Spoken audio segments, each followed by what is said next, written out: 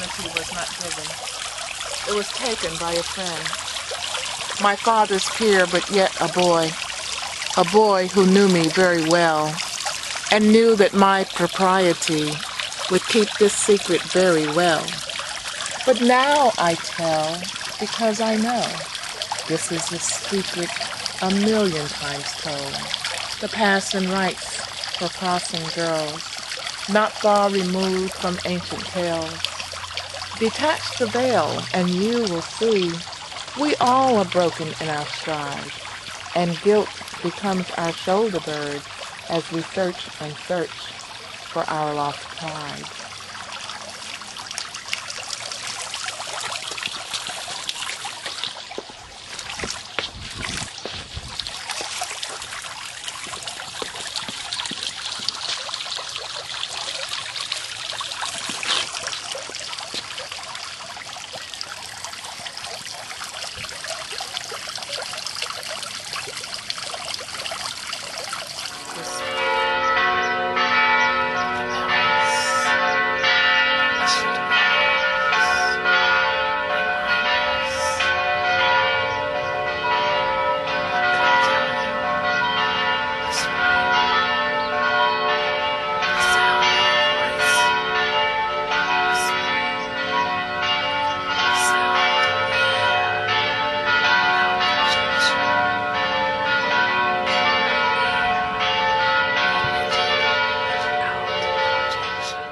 Poetry. If that came out when you were a kid, do you remember what sort of things you liked? I loved words when I was a kid, but I wasn't a poet.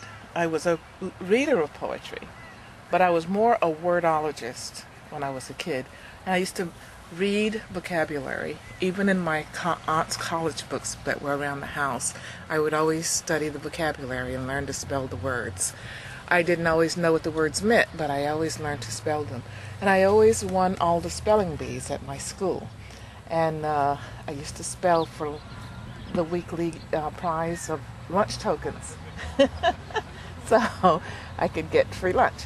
And but I loved words, and my grandmother put me on stage to recite my first poem when I was 5 years old. A long poem my mother had taught me. Little orphan Annie came to our house to stay, to wash the cups and saucers and put them all away.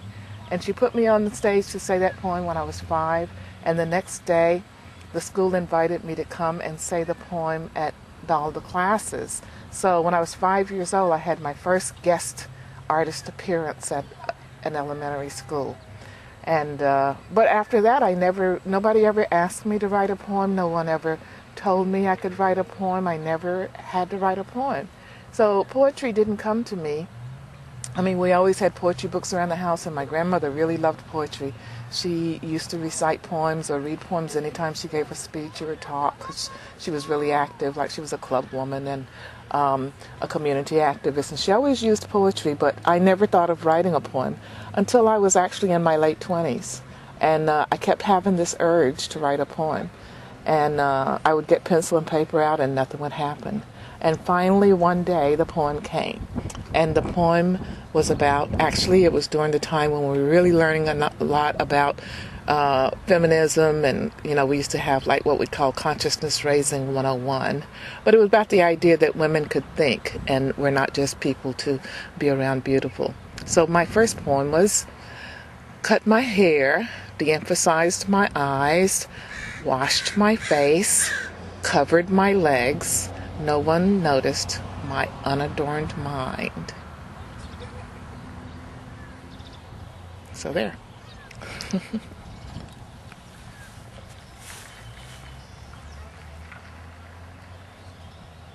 I think now they notice.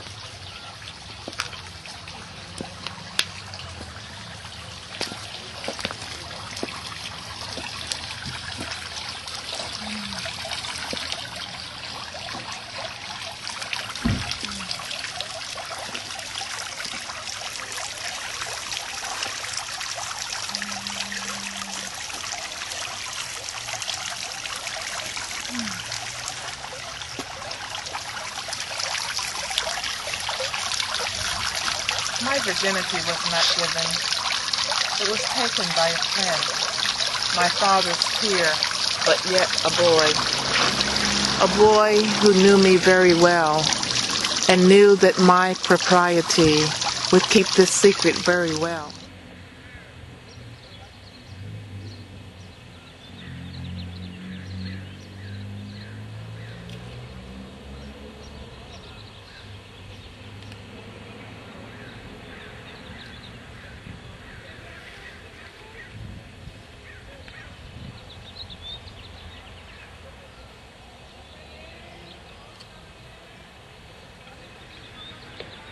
Died for us, who died that we might sit among the roses, free to dream and think and remember, and love and laugh.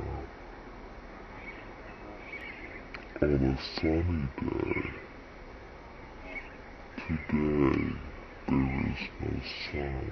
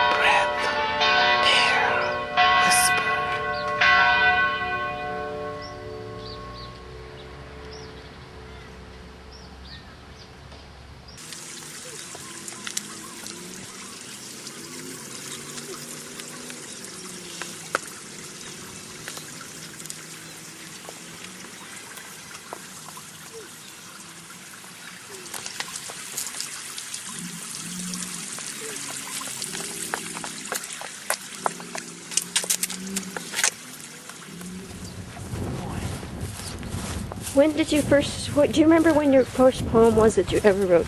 Yes, I do. Can you tell me about that? Sure.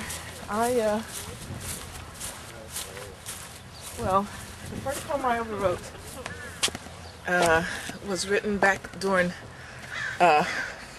Feminist Consciousness Raising 101. And I think the first poem goes, cut my hair, washed my face, decruded my brain.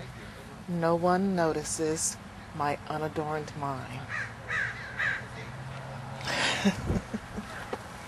There may have been a few more lines to it than that, but those are the ones I remember. This is Easter, a day of celebration when we dress ourselves and the world is dressed in its beautiful dress, and the roses blossom in their awesome beauty. I see a sycamore tree lifting its arms toward the heavens, to the sky, to the dependable sky, always there, never falling. Always there. If we look up, we see the sky. If I look across the landscape, I see black umbrellas. Black umbrellas, 3 black umbrellas. And what could they signify on this Easter day? Are they to represent death? When we think of death, we think of the color black. When we think of death, we think of sadness, dismay. But this is the day that we celebrate life, the resurrection, the reclaiming of a life well lived, a life for all times, the life of a man who is said died for us all. But we each live for each other every day. We live in the model of the man who died on this day. The black umbrellas standing as if at attention, before the mission, before the place where the life of the man who died for us is commemorated. Martin Luther King died on this day, April 4th. We celebrate his life on his birthday. We remember his death on April 4th. A man who lived his life for others, just as Jesus lived his life for others. The black umbrellas, like each a separate piece of sky, darkness above us, in our minds, in our hearts, as we remember the horrors, as we remember death. But it is a day to celebrate life. The roses are beautiful. They make us think of life. Each of us has worn a rose. We've worn red roses for our living mothers. We've worn white roses for the mothers we remember who've gone before us. Roses, the garden of remembrance, for remembering the black umbrellas, the life of people who died for us, who died that we might sit among the roses, free to dream and think and remember and love and laugh. On a sunny day, today there is no sun.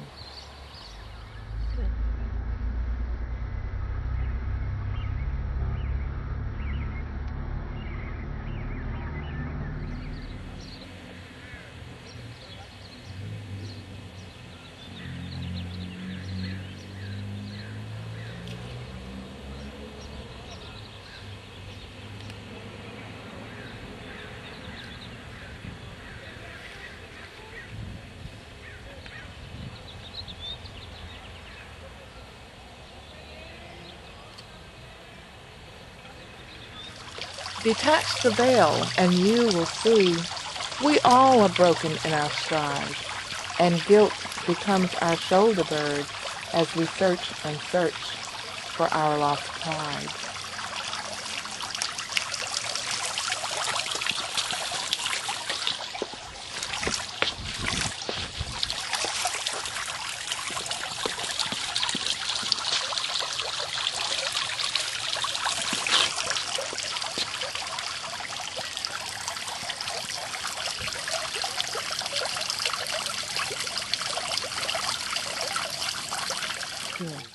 Such beautiful roses. Ooh, they represent the beauty in our life. They bring to us all of our thoughts. All of our thoughts of beauty come from the roses. We use them to commemorate love, to love for our loved ones, love for our mothers, white roses, red roses. How beautiful the roses that flow among us. They almost cannot live without the care that we give them. But we give to them because we love them. Because we love them. We love the roses. They are the beauty in our lives.